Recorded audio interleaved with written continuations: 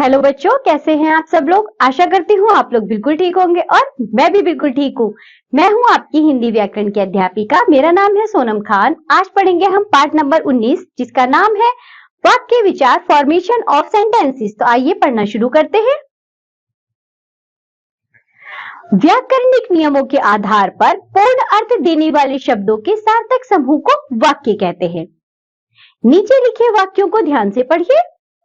हमें वृक्षों व पेड़ पौधों की रक्षा करनी चाहिए। महाराज रणजीत सिंह पंजाब के राजा थे। इन पंक्तियों में कई शब्द हैं जो मिलकर एक पूर्ण अर्थ प्रकट कर रहे हैं, इसलिए ये वाक्य हैं। बच्चों, वाक्य क्या होते हैं? शब्दों के सार्थक समूह को वाक्य कहते हैं, लेकिन वह सार्थक समूह हमें कोई ना कोई अर्थ भी तो देना चाहिए। इसी वाक्य को देखिए जो हमने लास्ट में पढ़ा है, महाराजा रणजीत सिंह पंजाब के राजा थे। इसमें सभी शब्द आए हैं। अगर मैं इस वाक्य को इस तरह पढ़ूं, महाराजा रणजीत सिंह थे राजा के, तो आपको क्या समझ में आया? कुछ भी तो समझ में नहीं आया, यानी कि ये कोई अर्थ नहीं दे रहा है। शब्दों के सार्थक समूह को जब हम मिलाते हैं वह हमें कुछ ना कुछ अर्थ देता है, तो वो वाक्य कहलाते हैं। चलिए आगे देखिए। वाक्य के दो अंग होते हैं, उद्देश्य और विधेय। सबसे पहले उद्देश्य। वाक्य में जिसके बारे में कुछ कहा जा रहा है उसे ही वाक्य का उद्देश्य कहते हैं। उद्देश्य को कर्ता भी कहा जाता है। जैसे बालक खेल रहा है, लाल फ्रॉक वाली बालिका खेल रही है। यहाँ बालक और लाल फ्रॉक वाली बालिका दोनों उद्देश्य है। क्यों उद्देश्य है बच्चों? क्योंकि बालक कौन खेल रहा है? बालक खेल रहा है, इसलिए जो बालक है वो उद्देश्य है, वही काम का करने वाला है, वो करता है। लाल फ्रॉक वाली बालिका, लाल फ्रॉक वाली बालिका क्या कर रही है? वो खेल रही है। लाल फ्रॉक वाली बालिका काम को करने वाली है, यानी कि वो करता है, इसलिए ये दोनों उद्देश्य हैं। विधेय। उद्देश्य के बारे में जो कहा जाए उसे विधेय कहते हैं। जैसे हिमालय को भारत का रक्षक कहा जाता है। यहाँ भारत का रक्षक कहा जाता है वाक्य का विधेय है, क्योंकि यहाँ वाक्य का उद्देश्य हिमालय है। बच्चों, वाक्य में एक उद्देश्य और एक विधेय होता है, ये हमने पढ़ा।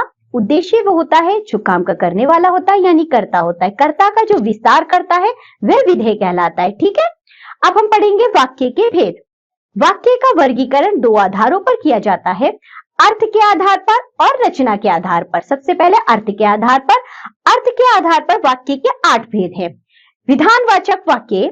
जिन वाक्यों में क्रिया के करने या होने का सामान्य रूप से बोध होता है उन्हें विधानवाचक वाक्य कहते हैं। जैसे लता घुड़सवारी सीख रही है, मैंने हारमोनियम बजाया। सीधे सीधे वाक्य है बच्चों, ये है विधानवाचक वाक्य। निषेधवाचक वाक्य। जिन वाक्यों में क्रिया के निषेध ना होने या न करने का बोध होता है उन्हें निषेधवाचक वाक्य कहते हैं। जैसे रानी को कंप्यूटर नहीं आता, वरुण व्यायामशाला नहीं जाता। सीधा सीधा बच्चों हमें दिख रहा है दोनों में नहीं आ रहा है, यानी कि ये निषेधवाचक वाक्य है। प्रश्नवाचक वाक्य। जिन वाक्यों में प्रश्न किया जाता है उन्हें प्रश्नवाचक वाक्य कहते हैं। जैसे क्या आप मुझे जानते हैं? आप क्या कर रहे हैं? विषमयादि वाचक वाक्य। जिन वाक्यों में विषम्य, हर्ष, घृणा, शोक इत्यादि भावों की अभिव्यक्ति होती है उन्हें विषमयादि वाचक वाक्य कहते हैं। जैसे आहा, मां ने स्वादिष्ट खाना बनाया है। हर्ष सूचक। छी, यह कितनी गंदगी है। घृणा सूचक। अरे, नाना जी आए हैं।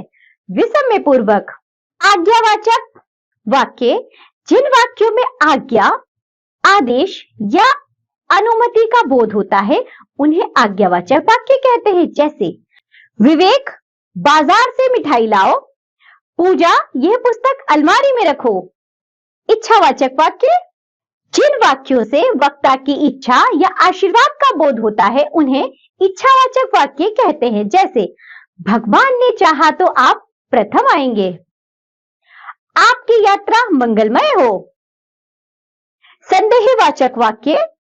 जिन वाक्यों में किसी कार्य के करने या होने में संदेह या संभावना होती है उन्हें संदेहवाचक वाक्य कहते हैं। जैसे लगता है शाम को बारिश होगी, शायद आज हम घूमने जाएं।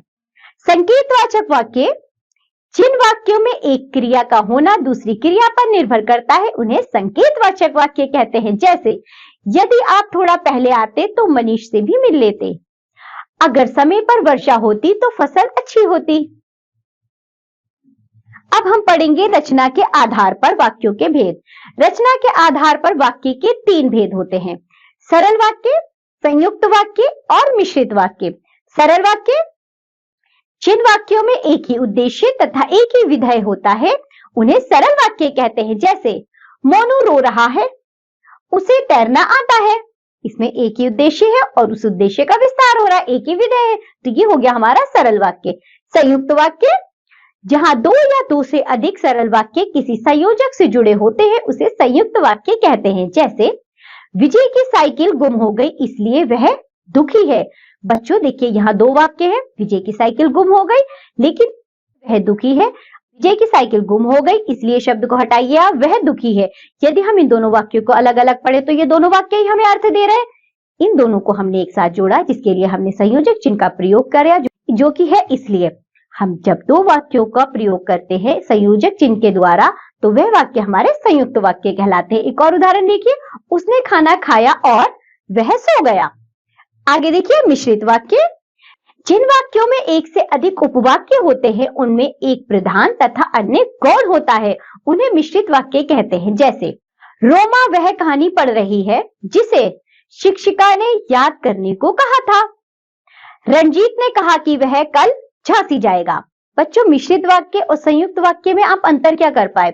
संयुक्त वाक्य 2 स्वतंत्र वाक्यों भी हो सकते हैं, यानी कि दोनों अपना अलग अलग अर्थ देते हैं, लेकिन जो मिश्रित वाक्य होते हैं उसमें एक प्रधान वाक्य होता है जिस पर अन्य आश्रित वाक्य होते हैं। जैसे आप इस वाक्य को दोबारा पढ़िए, रोमा वह कहानी पढ़ रही है। मैं अगर इतना कहकर छोड़ दूं तो आपको ये बात अधूरी नहीं लग रही? वह कहानी पढ़ रही है मतलब क्या कहना क्या चाह रहे हो इसके आगे? ये वाक्य अब पूरा होगा।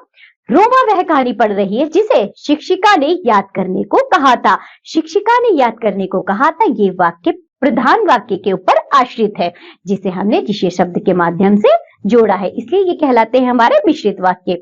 तो बच्चों इसी के साथ ये पाठ होता है हमारा यहाँ समाप्त। आज हमने जो भी पढ़ा है आप लोग उसका अच्छे से अभ्यास करिए। उसी से संबंधित नीचे कुछ गृह कार्य दिया गया है वह भी आप करिए। अब हम मिलेंगे आपसे अगली कक्षा में, तब तक के लिए बाय बच्चों।